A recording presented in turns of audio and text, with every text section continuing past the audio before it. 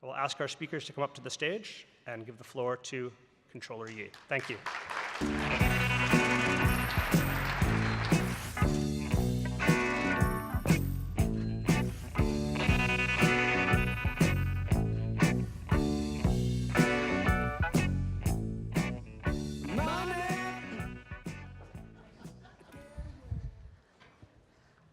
Is that money they were playing? Good morning. It is truly my pleasure to be moderating this distinguished panel. And as we gather here on the second day of this conference where we are really focused on sustainability as the bottom line, I know each of you, whether you're investors or representing companies, are here to look for opportunities. But we have just the great wisdom of this panel this morning who are willing to share their own experiences with respect to investing in this space, and I'm just really happy to have the opportunity to moderate this. Ceres' Clean Trillion campaign has indicated that the world must invest an additional $1 trillion in clean energy investment annually in order to stay below the 2 degrees Celsius temperature rise. And simultaneously, among the top 500 asset owners, including pension funds, insurers, and endowments, only 0.4% of assets under management have been identified as low carbon or clean energy investments, about 138 billion versus 38 trillion of assets under management. And with rapid technological innovation in clean energy, along with economies of scale and with renewable energy in many countries worldwide quickly reaching grid parity, clean energy investment has moved from a niche investment to one that holds tremendous potential for both positive climate impact and competitive returns. In this session, we're going to hear from 4 senior investment leaders who are investing in climate solutions and explore the current landscape and trends for clean energy and low carbon investment at the institutional level. And I can say from my perspective as a trustee of the 2 largest public pension funds here in California, CalPERS and CalSTRS, which together manage about $500 billion, climate change is a major and increasing source of both investment risk and opportunity. The trustees and investment staffs of both funds take climate change very seriously and have incorporated it into the fund's investment beliefs, policies, and strategies. And as just a couple of examples, CalPERS made a substantial investment last year in the nation's largest solar power installation.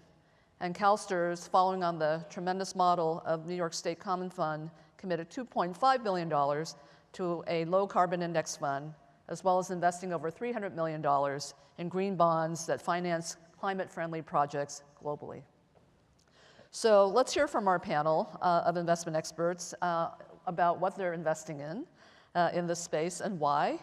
And we want to hear from you too in the audience. And with your conference app, we welcome questions, and we will have time at the end of the session to raise a number of your questions to our panelists. So if you will be thinking about them along the course of the panel discussion, we'd appreciate that. So welcome to all of the panelists. And Vicki, welcome to California. It's always a pleasure to have you here.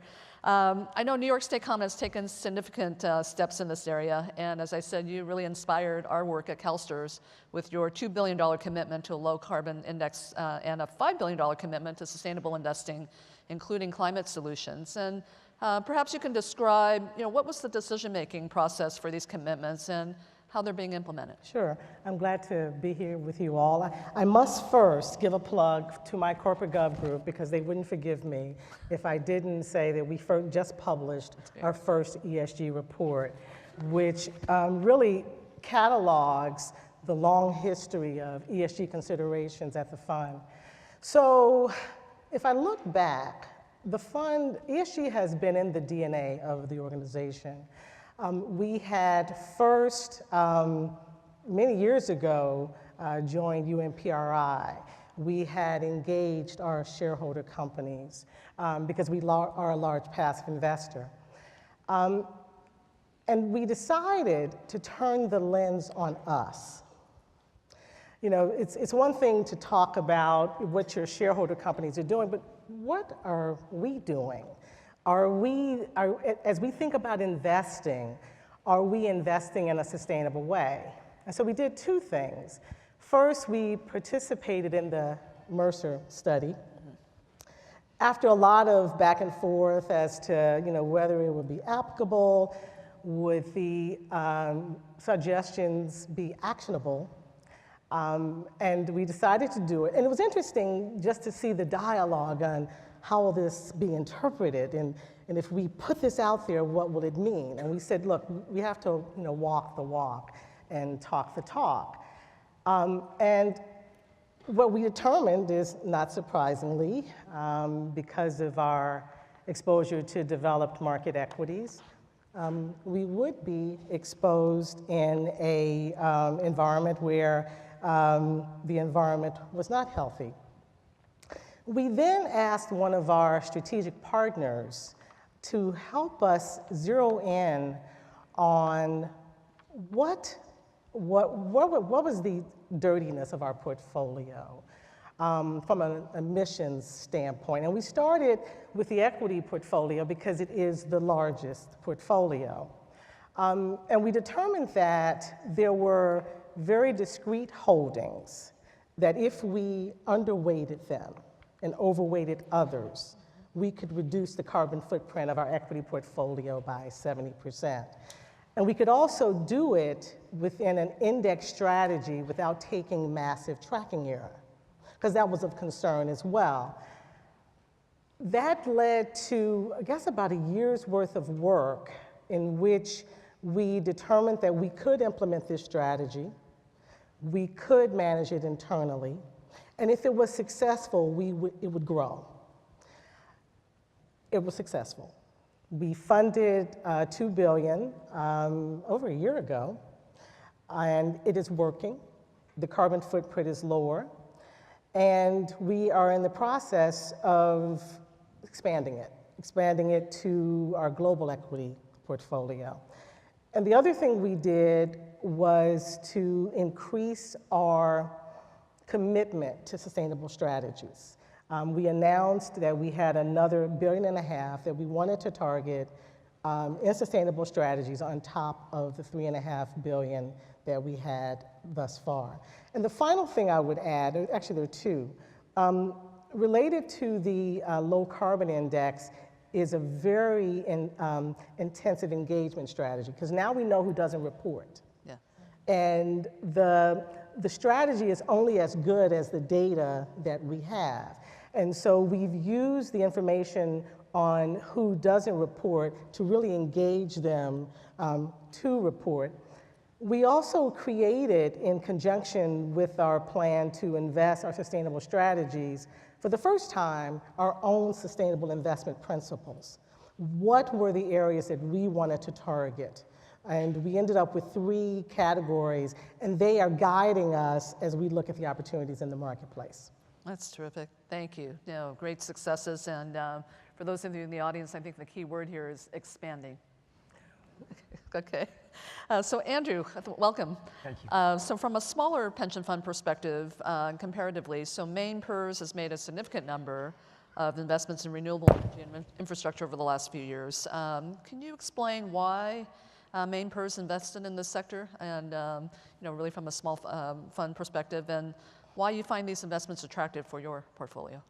Yeah, sure. Thank you, and thank you for having me. The Maine.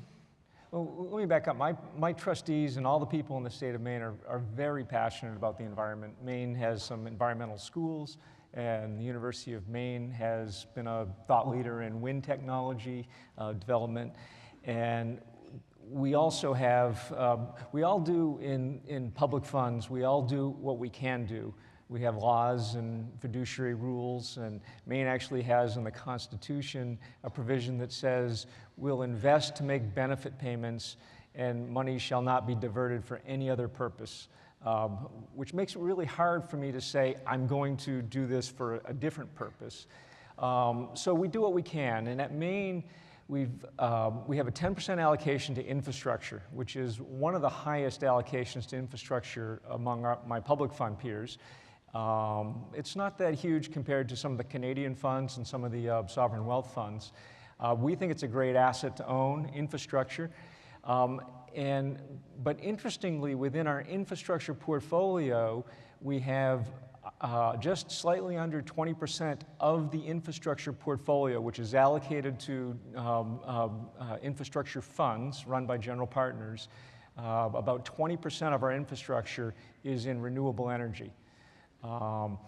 We don't explicitly require our managers to invest in renewable energy, but we do. I have 10 people on my investment team. Vicki has 10 people on her ESG team, or probably 20. We're a small team, but everybody on my team is also part of my ESG team.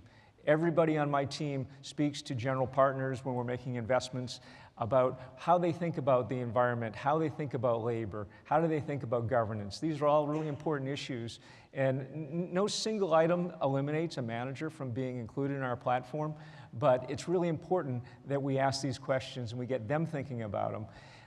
So our managers have broad global mandates, and they find great renewable energy investments in hydro, geothermal, wind, solar, all over the world that have been, they have in their portfolio because they're just good investments. I think the idea of kind of the clean tech issues, a decade ago, sort of gave renewables a bad name, but we've made some really good renewable investments. And I guess lastly, at Maine, I have a co-investment program which I run and I have full authority over. And when an infrastructure manager comes forward with co-investment on a renewable energy project, that's something we really are interested in. And we've co-invested alongside our general partners in renewable energy projects, and they've been so far very successful. That's great. Thank you, Andrew. Thank you. Kirsty, you have, WestPath has had the great distinction of being called out in the 2016 Asset Owners Disclosure Project report as ranking third among U.S. investors and 15th globally for sustainable investment related to climate change. Can you speak to us a little bit about the journey of WestPath in terms of how it ascended to this leadership position in investing, and maybe talk about some of your current approaches to the sector? Sure, yes. Great to be with you all. Thank you very much, and thanks for this panel. At Wespath, I think there are three things that have helped us along the way. The first has been leadership, and that kind of probably goes without saying, but when you have a chief executive and a chief investment officer who understand inherently that the transition to a low-carbon economy is an investment risk, it makes the job much easier. So that we're starting to talk about, well, this is just another investment risk. So that to us has been absolutely central. The second thing I think is having a good foundation that we establish to try and guide us in how we think about integrating these issues into our investments. And we have a broad framework, which is avoid, engage, and invest. There are certain companies that we avoid. There are many companies that we engage to make them more sustainable. And increasingly, we're trying to deploy capital to the companies that we believe will provide both financial and environmentally focused opportunities to us. So that helped us in the early days, I'd say, in the last sort of few years of, we excluded a number of the pure play coal companies back in 2014. That was a good investment decision. Our engagement continues with many of you in the room as well to try and encourage companies to, respond to the transition to a low carbon economy because we think they're going to be better investments. But the invest part of us is where we've been really focusing a lot of our energy in the last couple of years because we felt like, well, do we really understand where our portfolio is?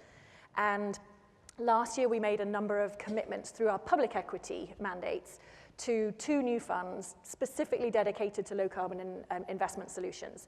We invested $350 million. We did a broad RFP. We got responses from 14 different managers. We whittled that down to 4. We whittled that down again to the 2 that we finally selected. Again, the same sort of due diligence and the criteria that we apply. And that's really served us well to sort of increase our exposure to specific companies that we believe are going to benefit. But I think in doing all of that, we realized that this still felt a little bit opportunistic, that when an opportunity presented itself to us, we'd follow it and see where it led. But what we actually need to do, and this is what we're involved in our current approach, is a bit more of a strategic approach to climate change is what we're calling it. And we're really sort of going right back to kind of like, well, what is our belief and how can we ensure that everybody in our investments team and on our board And our board is a very disparate group of people from all parts of the US. So talking about climate change and the low carbon transition to that group is not easy. We have another board meeting next week where we are going to approve our belief that the transition to a low carbon economy is happening and we have to respond in our portfolio accordingly. And so that's been a really big step for us to get everybody on board. And this is then the sort of first part to then thinking across all of our asset classes. What is our exposure and where do we need to adjust it and not?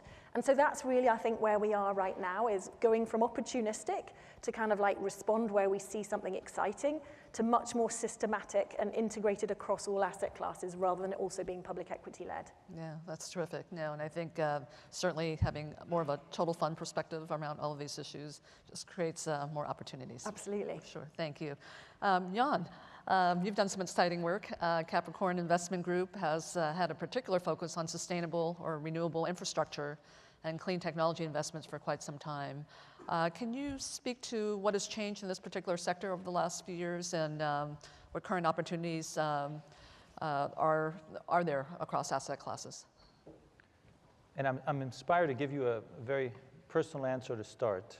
In some ways I was born to be here. My father headed the nuclear engineering department at Berkeley, and our breakfast conversations when I was 6 were comparing the energy density of a hydroelectric plant to something else. And one of my most cherished photographs, I'm drinking what was probably a warm can of Coke in front of the first heliostat in the Nevada desert back in the very early 70s.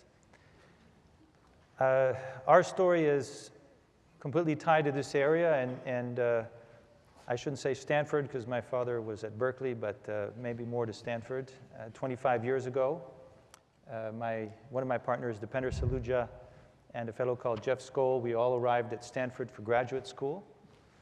And it just happened to be the beginning of the internet, which was coming out of these physics collaborations that I was part of. And my roommate, Jeff Skoll, among many, many other incredible stories, ended up co-founding eBay. And I'll fast forward 10 years from 1992 or 3 when I arrived at Stanford to now early 2000s. These billions were now available. He had endowed the Skoll Foundation with about $1 billion to start. And we sat around and he said, look, we need to do something interesting with this money. And we were, I had done graduate school in physics, grown up around these problems. The money in California is all coming from these extraordinary technology changes and opportunities. The Skoll Foundation, and I just saw Richard, was certainly not going to let us put this money to work in conventional ways, and they pushed us to do something really special from the start. Thank you, Richard, if you're there somewhere. And so we naturally focused on clean technology and renewable infrastructure. So we wanted real assets, we wanted some private equity, we wanted to do a lot of venture capital. And we also didn't want to take risks in our equity portfolio and things like stranded assets. So some things that many of you have had to evolve into for us we were in essence, we had no choice about. We were born into it. And it's certainly been exciting. And if you look at these problems over decades, which again I was in essence positioned to do from the start, these are truly tectonic forces at work. And of course, they present enormous risk, but equally really enormous opportunities. Mm-hmm. And certainly there's been many ups and downs. I've had a long span to live through many of them. We had, for instance, the renewable fuel standards under the George W. Bush administration, which led to the ethanol boom and bust. I'll remind you that $20 billion of private capital was invested and destroyed in the span of 18 months. One of the primary reasons that clean tech, which at the time was a popular extension of the venture capital franchises, got a bad name. It was also the entry of the Chinese. The Chinese saw this extraordinary Moore's Law equivalent in solar, which maybe we could chat about, continues to be an absolutely astounding thing. And the Chinese invested $50 billion in new industrial plants in the span of less than 3 years. And that really also destroyed the venture-backed solar companies. So for a few very, very identifiable reasons, that was one of the low points. And really extraordinary high points. We had, coming out of Stanford, we had the second investment we ever made was a young company founded by J.B. Straubel, who I had the pleasure of knowing. I was his TA in the honors physics program. Brilliant guy, and he had founded this company with Mark Tapenig, and a fellow that came 2 years after me to Stanford. You might have heard his name, called Elon Musk. Who had dropped out, created a company, sold it. My roommate, Jeff Skoll, had bought PayPal as president of eBay. And so the second investment was in Tesla, and that kind of reinforced, that's one of the foundational investments we made many, many, many years ago that kind of reinforced all that excitement there. So. Good. Excellent. Thank you. Thank you. So I want to just remind the audience, if you'll pose your questions through the conference app, we are accepting them as the panel continues to speak. So Vicki and Andrew, let's kind of take it down to a level of specificity if we could. What types of climate-related investments and technologies have you focused on recently? And what might you focus on in the future and why? Sure. The clean tech story was our story, like as many other investors. And for those who, on staff, who lived through that, that was sort of a wall that we had to cross in terms of investing more. As I mentioned, we have created our own principles. We've also included, for the first time, we codified that ESG was both a source of return and risk in our investment philosophy. And that's huge because that was something that all of us collectively agreed on. So the things that we're looking at now include, as I mentioned earlier, expanding our overlay strategy. And over time, my suspicion is that that will become the basic index strategy for the fund. So obviously over time, if we fund it, the next funding will probably be $2 to $3 billion. So on and on and on. One of the big hurdles we have is scale because of our size. And our size is sometimes an advantage and sometimes not. So we have to search far and wide for opportunities. We are excited about a commitment we have made to a double bottom line impact strategy, which we will be able to invest in. We're excited and looking at strategies that combine sort of disruptive technology. So there's a group that we're looking at investing with that, for example, invest in emerging countries in the combination of digital mobile technology plus clean strategies. We are expanding very significantly into green infrastructure. So there is no limit, and also we are investing across all the asset classes. It's not dedicated to private equity. One thing that we did find very interesting is we were able to find an affordable housing developer who would have fit our economic development bucket, but it also implemented ESG principles into its investment strategies. So I guess all of the things that make sense according to our principles, we're investing with. And while we set an initial target of $1.5 billion, we don't have a cap. Sure. If they make sense and they otherwise meet the fiduciary responsibility we have, we want to take a look at them. Wonderful. Great. The key word there, limitless. Okay. Andrew. Yeah, I would just add, Betty, that at Maine, we have a number of those things. You mentioned briefly real estate.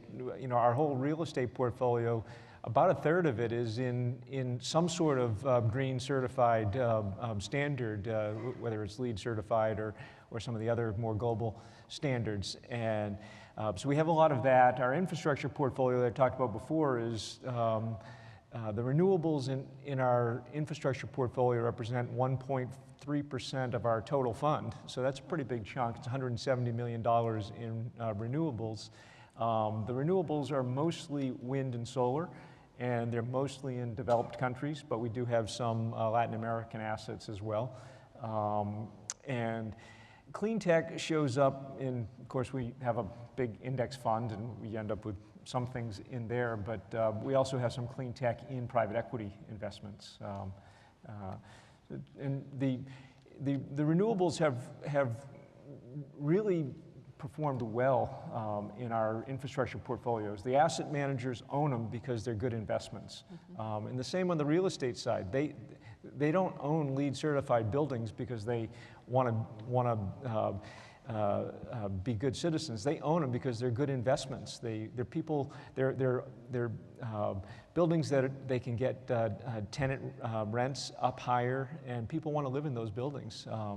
And so we've had a great success with our green portfolio, staying within my quite rigid fiduciary duty of our state laws.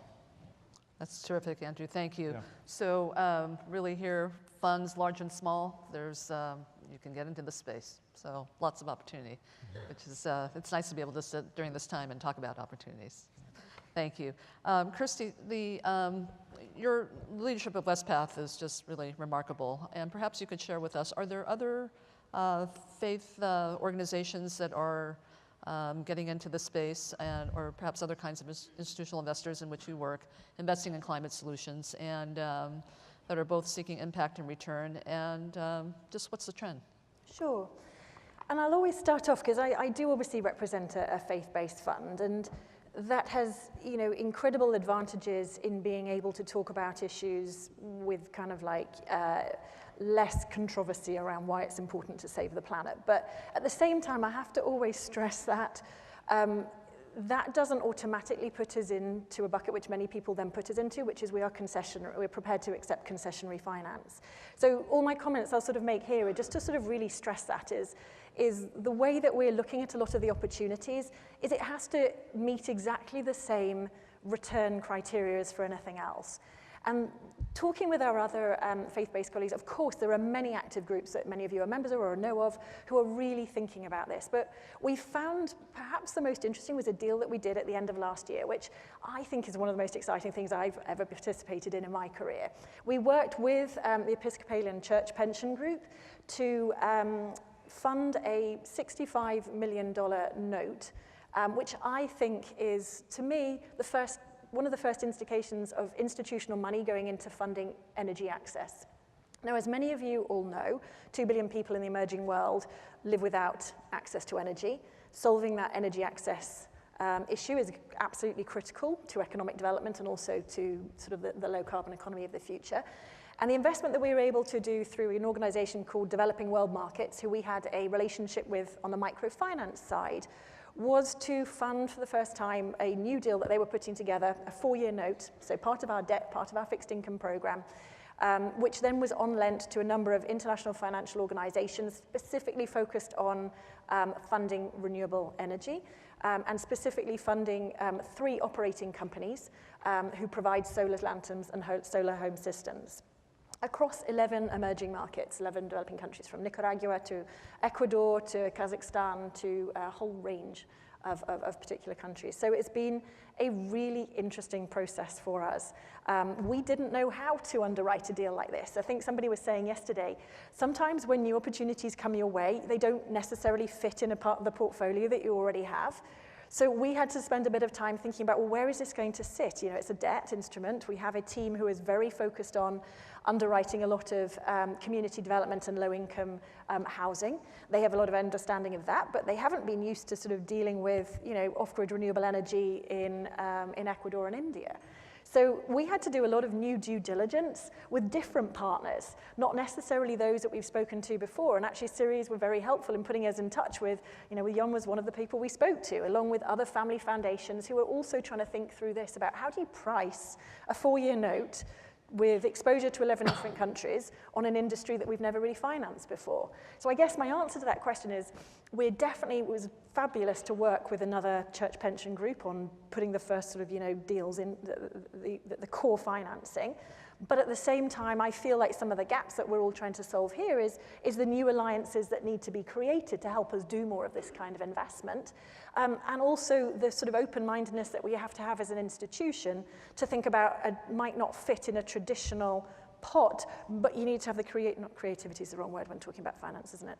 But you need to have the willingness to think about where you can put it within your portfolio and how you can do the due diligence differently. Yeah, wonderful, thank you. And you raised a good point, and I just want to emphasize the role of Ceres and how critical it is just to be able to have a resource that can help identify, these relationships and partnerships and alliances. They're so critical to this work. Absolutely. Jan, before we turn to questions and answers, I just wanted to pose this question to you, and that is, discuss just really briefly how investors can actually find good investments in this field, and then probably with respect to the role of intermediaries to help catalyze some of these clean energy investments by institutional investors. Well, big question. First of all, so I've been primarily a venture capitalist the last many, many years, and that is a kind of a boutique business, right? This is true kind of Series A, B work, very high risk. Then we are seeing these, what a lot of people are now calling gigafactories. I mean, you see the industrialization we've assumed and frankly abdicated for many years, assuming all of that happens in Asia and we don't worry about it. But of course, those become much bigger problems that involve many, many billions of dollars, and typically in these growth stages. And then there's the infrastructure problems we're talking about. I think you all know that we've done over $300 billion the last 2 years in renewable infrastructure, which includes wind, solar, and some transmission, things like that. So depending on the risks and the stage and the type of things that you're interested in, there are completely different answers to that. Of course, my biggest passion is what I do every day, which is the venture capital. And I think there, it is something where you do need that very deep and high expertise in, I mean, if you didn't grow up talking about the watt densities per square meters of something, I mean, then, it's kind of like investing in cancer research without having a doctor around, right? That might not be for everyone. But certainly there's many ways now for large institutions to look at both these billion-dollar growth opportunities and infrastructure. And if I extend that a little bit, I'm a big fan of Jeremy Grantham, and one of the things that he shows is how little, if you look at, especially in the Western world, large corporates and the amount of capital they've been putting truly at risk to build new factories and build new products that are needed, it's really been coming down over decades. And so there's a gap in funding. Some of that's been taken up by venture capital or later stage growth capital firms, but not all of it. So we have a dearth of funding in what I would call corporate risk-taking. That's a really, really exciting, interesting problem. We need 50 gigafactories, each of them, and it's self-evident that we need these. There's huge demand for it, and these are multi-billion-dollar projects each. If you look at renewable infrastructure, that's primarily being sponsored and of course, debt funded through debt issues by utility and utility-like companies. And there's been all kinds of twists and turns, including the YieldCo versions of those things. And there are now intermediaries that are working specifically with pension funds. I happen to have seen the formation, and I try to be helpful to one, for instance, called the Line Intermediary. But there's a number of these groups that have come together to work faster and better in addressing the opportunity. That's great. So lots of tools coming to our disposal. Very good. Thank you. I'm going to turn to Chris. Do we have questions from the audience? Yes, we have a substantial number. Great interest here. All right. Here's one for all the panelists, particularly the larger funds. You talk about investing sustainably and in climate solutions in particular parts of your portfolio. If this is such a good idea, how can you roll it out to your entire portfolio and other asset classes? Want to take that? Larger funds. Yes. That's good. Repeat the question. Yeah. How can you expand sustainable and clean energy investing to other asset classes of your portfolio beyond those you're currently targeting? So in the equity portfolio, we've talked about the index strategy, but we're also, and have been actively hiring managers, whether it's in water or focus on energy efficiency, et cetera. So we're doing it in equities. In fixed income, thus far, the only thing we've really been able to do is green bonds. And so we're open to financing opportunities. So I guess with the rest of them, we have rolled it out because it's really part of our investment philosophy and investment strategy.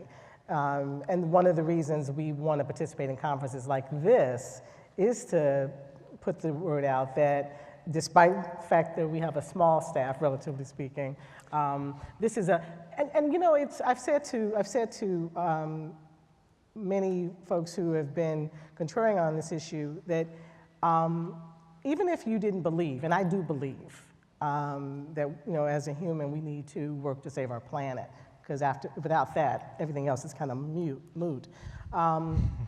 There are tremendous investment opportunities in these strategies. And so, and they diversify the cash flow and the return stream. And because ultimately, what we're here to do at New York State Common is to generate a 7% return in a very low, you know, returning world. So we are expanding it. Have we done everything we can or will do? No. Will we learn more information? Will we garner more information as we continue to invest? Yes. But we're doing what we can. But I'd also say we're always open to learning new things. Yeah, and I think, Vicki, I'll just say briefly with CalPERS, we recently adopted a 5-year strategic plan for ESG, and I can say that much of that is very data and information driven. And as we continue to see the robust work around particularly disclosure and reporting, I think it's just going to definitely help inform the decisions that we make across all asset classes. And I think the move is taking more of a total fund perspective as these bodies of work are developing better information for us. Okay, next question. Next question. Agriculture is one of the greatest contributors to greenhouse gas emissions and stands to be one of the most important solutions. Are any of your funds finding opportunities to invest in agricultural solutions? Kirsty. We've got a search at the moment on for that, and actually I think next week we've got some finalists coming in who are specifically, you know, focused on that. So I can't speak too much about the specifics about who we've got, but yeah, absolutely we've identified that in our renewable, in our alternatives portfolio, recognizing that there should be something for sustainable agribusiness that we think is an important role to play.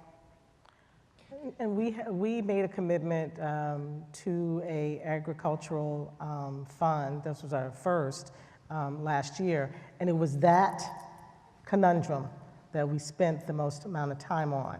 And the reason we hadn't done it before is we needed someone who not only was aware of water, sort of the inefficiency of the way water was used, but had solutions that weren't going to hurt their environment as they engage in agriculture. So we did do that. Yeah, I might add, we've made a number of investments in natural resources and in ag, and our local stakeholders are very helpful in our due diligence in this area. And I say that we actually appreciate a lot of it, but they can also get in the way of the process. But what we're really looking for is we're looking in ag, we want to have people that are really solid operators, people that are doing the right thing. People are thinking about water, how they're irrigating. Are they using these big spray things that go like this? Or are they doing drip irrigation? Are they being efficient? And the funds we're investing in, they're taking and consolidating smaller farms and bringing that technology to them. And you know, we think it's really appropriate. And in forestry, we have one timber investment, and we think that it is best practices. So to the extent that we need food and we need wood, we're interested in investing, but we want to invest in firms that understand best practices and have things in place, including, it's not just the environment, there's also the S component, the labor component to a lot of this stuff as well. Sorry. Jan? A quick advertisement for the EPA. If you click there and you look at global greenhouse gas emissions, you'll find some really, really obviously highly valid, scientifically driven views. And the land use was kind of the forgotten child of carbon for a while, and so I think it was correct to highlight it. I'm fascinated with ag. There's great things to be done. I invest primarily in hardware and devices and systems, but still. But I just think we can't overstate that either. So land use in aggregate is a significant component, but there is no way around the use of fossil fuel in power generation and transportation to really address greenhouse gas emissions. And rather than give you the numbers, go to a great source. It's literally the first link that comes up is the EPA link, and you can see how all that works out. Terrific. Great, thank you. And if you've ever been next to a 12 gigawatt coal power generation facility, the point is not subtle, right? It is an extraordinary amount of emissions coming out of power generation, for instance. Good, thank you.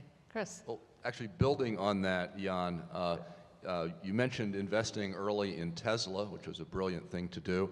What other investment opportunities are there in the growing electric transport space? Well, so now this is, yeah. So look, of course we look at all kinds of fun things literally every day, and but just to maybe a very quick perspective on that. Tesla would have happened even without the extraordinary entrepreneurs and backers, which I meant backers in the form of Elon, who then became its CEO. Tesla corresponded to the formation of the company is the exact year where you could do a few years of forward engineering and end up with a vehicle with a roughly 100 kilowatt hour battery pack, power electronics, motor technology that could fit in a $100,000 bill of materials. So it's not just the extraordinary entrepreneurs. These are Moore's Law kind of problems. These are enormously powerful trends where we always want to personalize it to what specific people have done, but if you kind of squint, it's really not about the people. And it is very much about the people in practice and in how each company lives, but those trends are much bigger and more powerful even than the people involved. And I'll connect that all the way to Volkswagen today, where I wrote a lot about that problem, and we again personalized it to a few managers that did the wrong thing. They really didn't have much of a choice. Society is demanding ever greater performance, lower greenhouse gas emissions, and lower pollution emittance from a liter of diesel. And these managers sitting on several $100 billion of depreciated manufacturing assets and employ several % of the workforce, specifically in Germany and other places.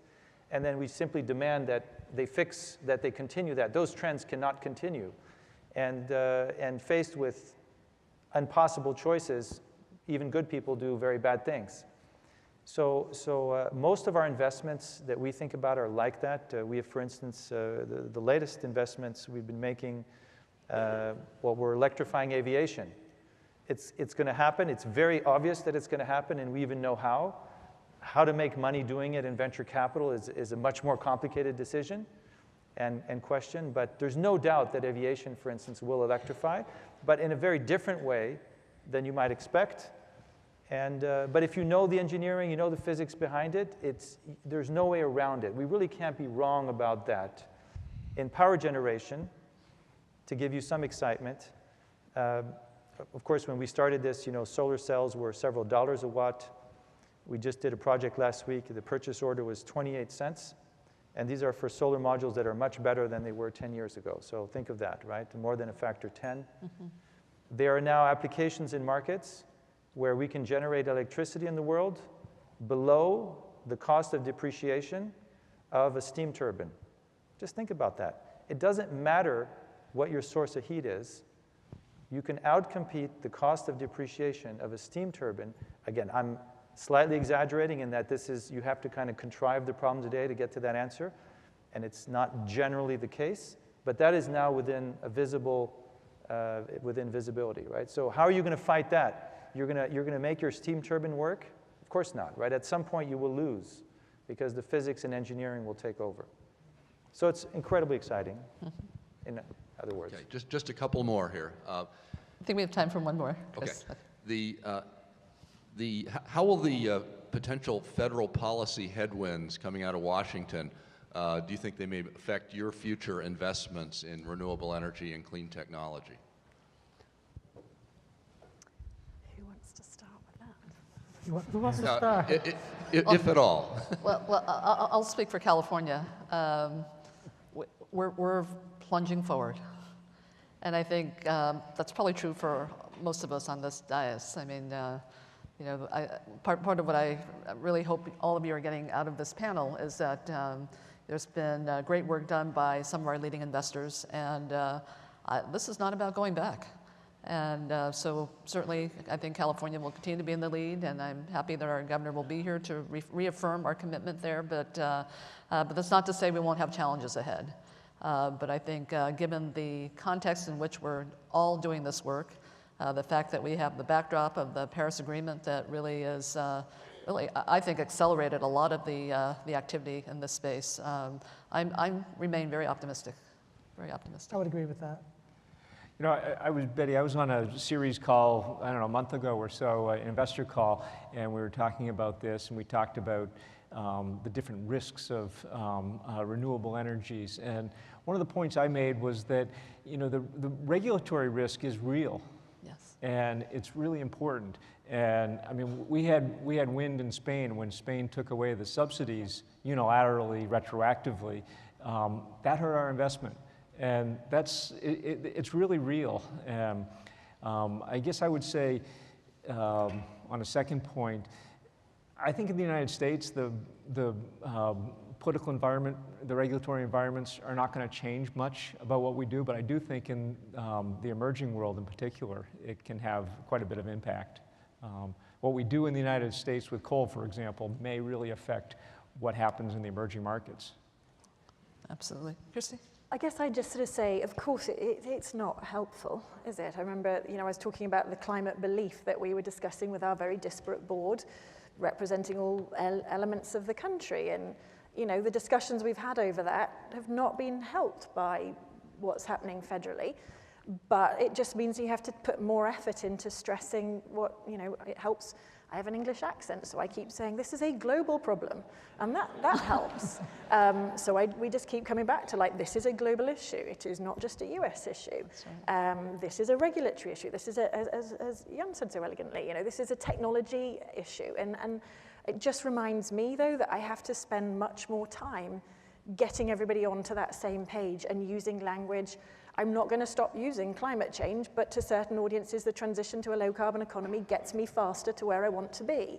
So I'm just trying to filter better to understand that where can we all get to the same goal and stress that this is global, this is technology-driven, this is not just reliant on a federal government for 4 years. Yeah. So if I may, looking beyond the elected officials and the politics, there are clearly problems that we're not addressing that are leading to these political choices. And back to what I said earlier, if you look at the amount of corporate risk-taking, we have abdicated for so long doing things that we need to do, and assuming that other countries or other labor forces or other forms of capital will do these things. And I think that's a big piece of it. Half the country in this country, voted for one or for the other candidates. But what is very clear is that for many Americans, having CEOs of companies just eke out ever greater EBITDA by saving a little bit of money here and there and getting even lower cost capital from government or whatever it is, that wasn't working for them. And so there is some good in, I hate to even say words like "Make America Great Again," but because these are really global issues. But having a little more ambition about fixing problems and making new products and making the new factories we need. And that's actually a good thing. And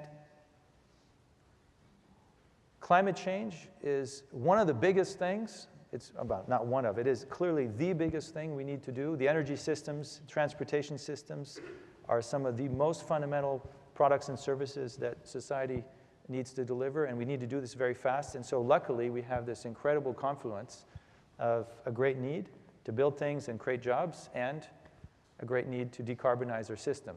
So I don't think it's all bad in that way, right? Of course, if I hear somebody claim that climate change is a hoax, that's extraordinarily distressing, but you know, a mixed picture maybe. Excellent. So on that note, first let me just thank our panelists. You've heard from institutional investors, large and small, and just really very active in this space. But it's just nice and refreshing to move from our clean energy experience from a decade ago to now being able to talk about always, you know, risk is part of the equation, but the fact that there are limitless opportunities, there truly are, and you've heard about some of them this morning. I'd like to thank our panelists and just urge all of you in the audience that, you know, climate this is the urgent issue of our time. And we have to do our part to really get more funds involved in investing in solving climate change, developing more investment products, and that address the risks and the opportunities, and do our part to help the world to meet the clean trillion challenge over the next decade. And I know that as you leave the room today, I hope that those of you who have not signed on to the Low Carbon USA pledge do so, but also be thinking about what opportunities you can bring into the space that will collectively help us get to the goal of really, truly saving our planet. Let's thank our panelists from this morning.